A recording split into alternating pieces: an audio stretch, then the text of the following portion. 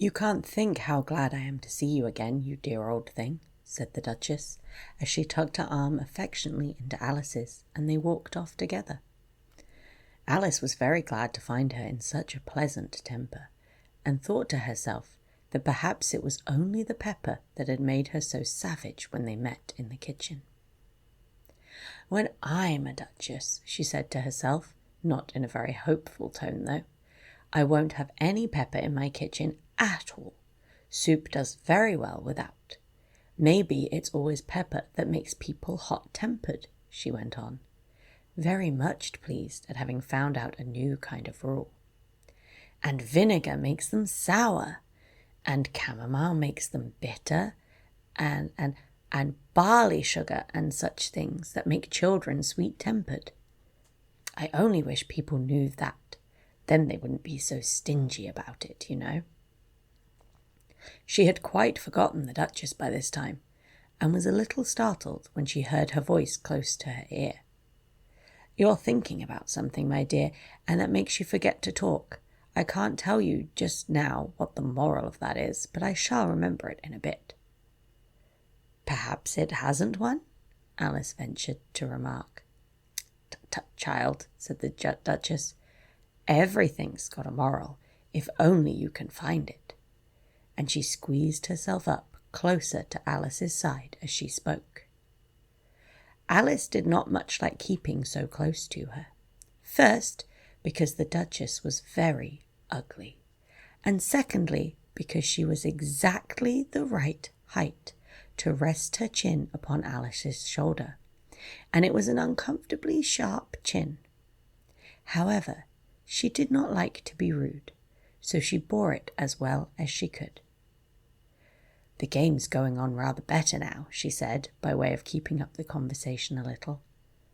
"'Tis so," said the Duchess, "and the moral of that is, oh, 'tis love that makes the world go round."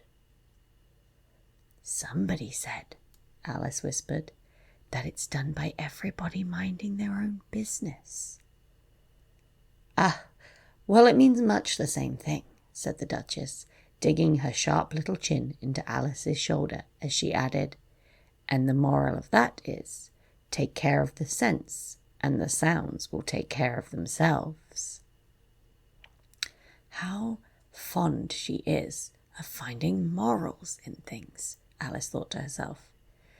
"I dare say you're wondering why I don't put my arm around your waist," the Duchess said after a pause. "The reason is that I'm doubtful about the temper of your flamingo. Shall I try the experiment?"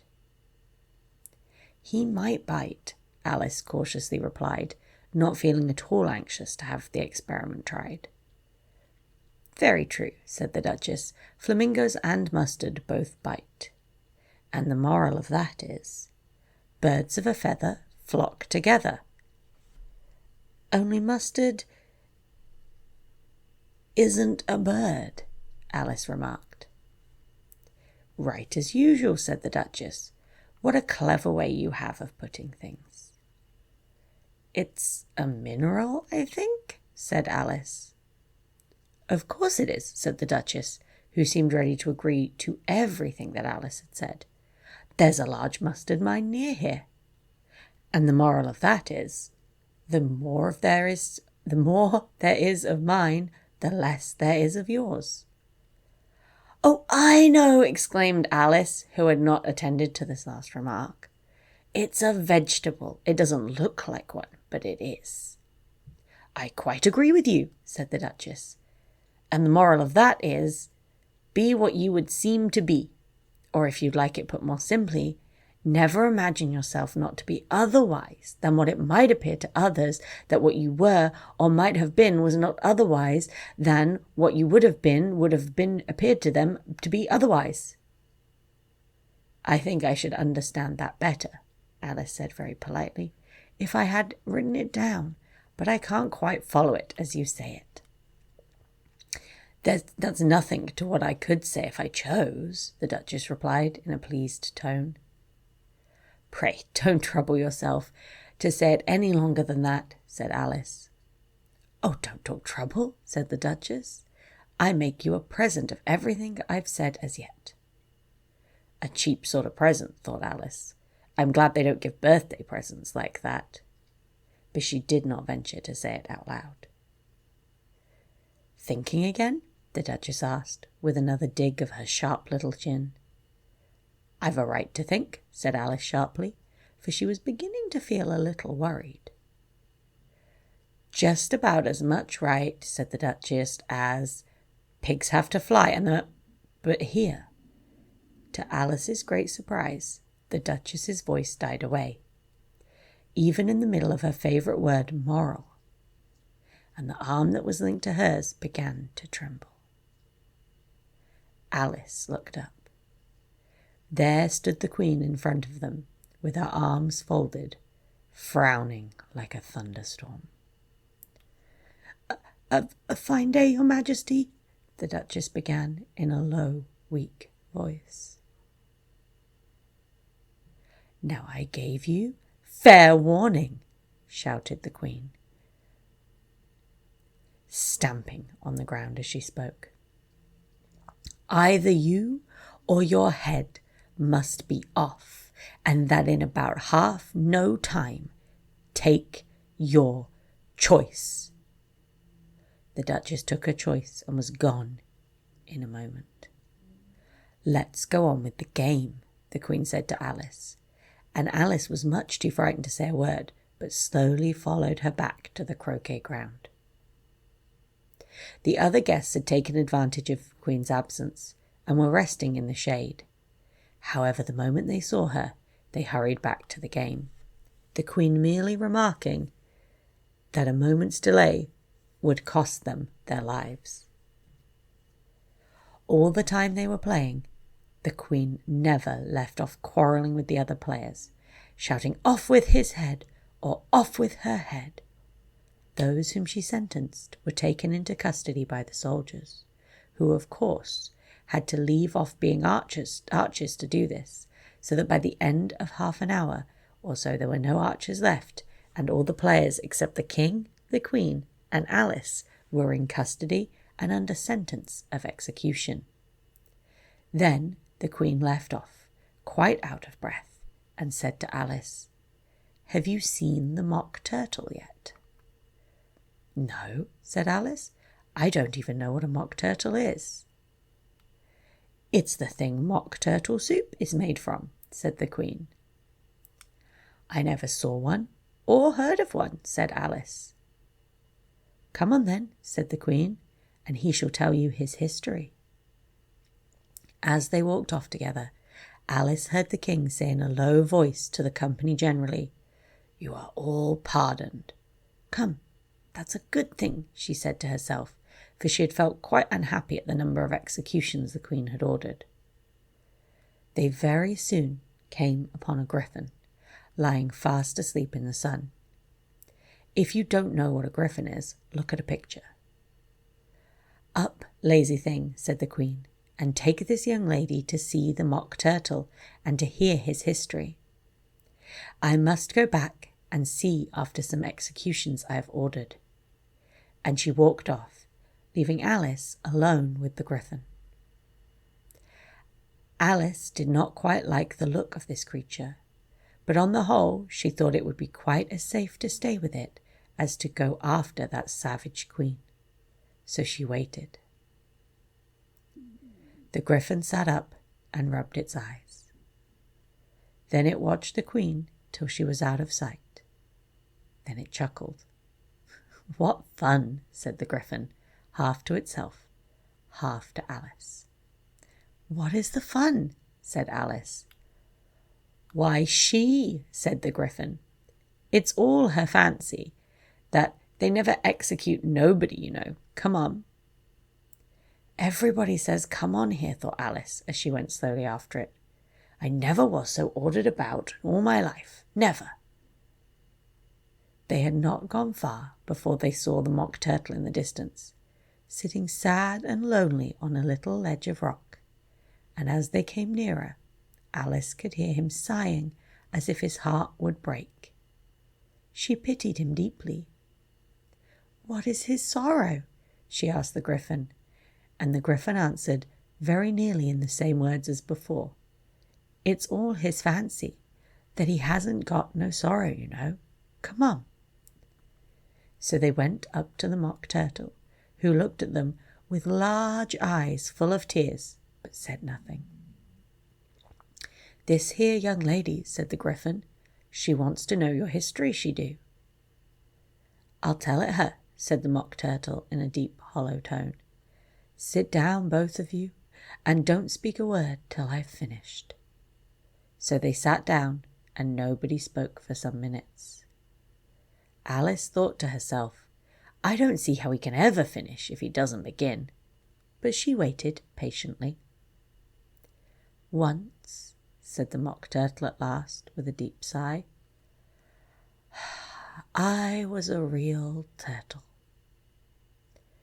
These words were followed by a very long silence, broken only by the occasional exclamation of from the Gryphon, and the constant heavy sobbing of the Mock Turtle. Alice was very nearly getting up and saying, "Thank you, sir, for your interesting story," but she could not help thinking there must be more to come. So she sat still and said nothing. "When we were little," the Mock Turtle went on at last, more calmly, though still sobbing a little now and then, "we went to school in the sea. The master was an old turtle. We used to call him Tortoise." "Why did you call him Tortoise if he wasn't one?" Alice asked. "We call him Tortoise because he taught us," said the Mock Turtle angrily. "Really, you are very dull."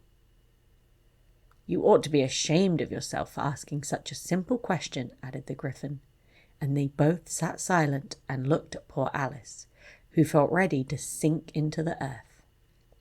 At last the Gryphon said to the Mock Turtle, "Drive on, old fellow. Don't be all day about it." And he went on in these words.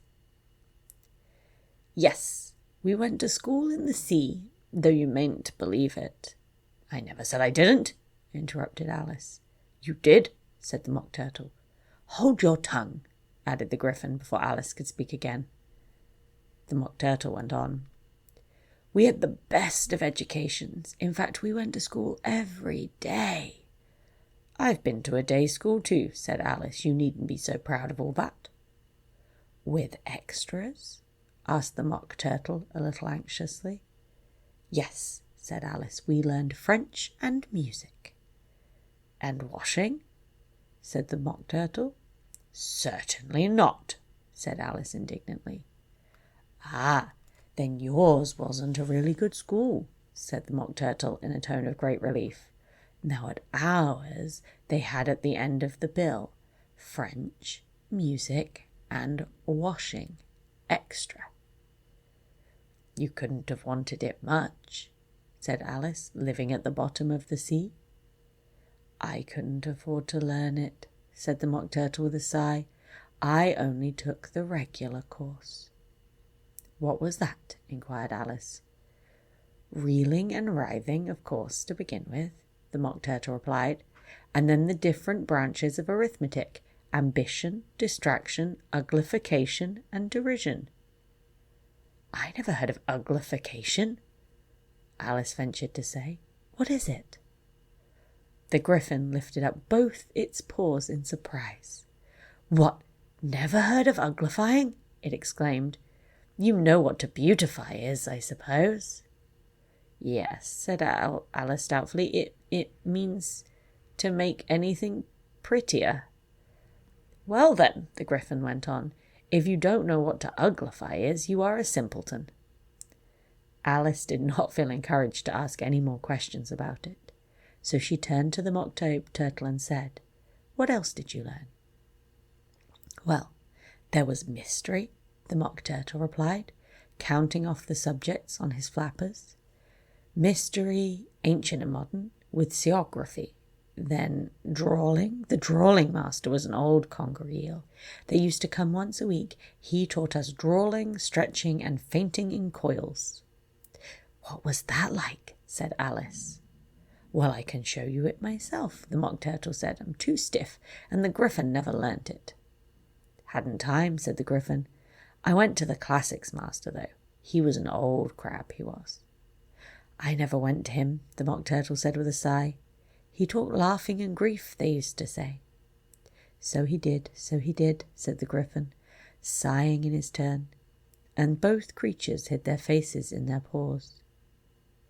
How many hours a day did you do lessons? Said Alice, in a hurry to change the subject. 10 hours a day, said the Mock Turtle, 9 the next, and so on. What a curious plan, exclaimed Alice. That's the reason they're called lessons, the Griffin remarked, because they lessen from day to day. This was quite a new idea to Alice, and she thought it over a little before she made her next remark. Then the 11th day must have been a holiday? Of course it was, said the Mock Turtle. And how did you manage on the 12th? Alice went on eagerly.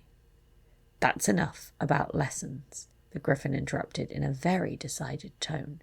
Tell her something about the games now.